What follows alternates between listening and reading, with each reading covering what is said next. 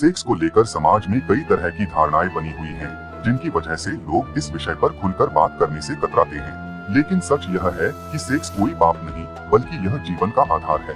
हम सभी इसी वजह से पैदा हुए हैं। असली सवाल यह नहीं है कि सेक्स सही है या गलत, बल्कि यह है कि क्या हमें जीवन भर इसी में उलझे रहना चाहिए। हर इंसान की प्रवृत्ति अलग होती है। कुछ लोगों के लिए यह एक सामान्य इच्छा है, तो कुछ के लिए यह बहुत बड़ी मजबूरी बन जाती है। समाज की बनाई हुई व्यवस्थाएं, संस्कृति और परंपराएं हमें एक खास सोच में ढाल देती हैं, जिससे हमें लगता है कि हमें एक निश्चित दिशा में ही जाना चाहिए। लेकिन सच्चाई यह है कि जब किसी चीज को जबरदस्ती दबाया जाता है, तो वह और ज्यादा हावी हो जाती है। सेक्स का शरीर में होना स्वाभाविक है, लेकिन अगर यह दिमाग में घर कर जाए, तो समस्या बन जाती है। मनुष्य के जीवन में 4 प्रमुख प्रवृत्तियां होती हैं: भोजन, सेक्स, नींद और मृत्यु। अगर इन चारों को जागरूकता के साथ अपनाया जाए, तो यही हमें जानवरों से अलग करता है।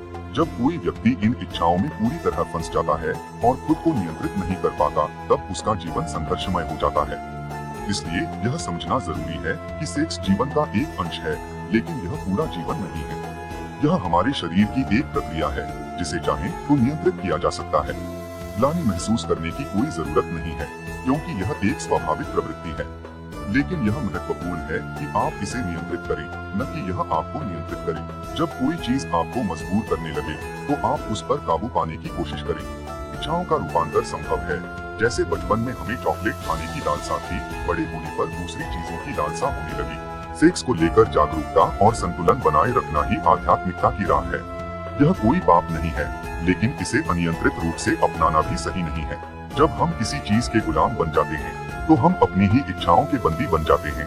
अगर हम इसे अपनी जागरूकता से नियंत्रित कर सकें, तो यह जीवन को बेहतर बना सकता है। सेक्स केवल एक प्रवृत्ति है, इसे जीवन का केंद्र न बनाएं।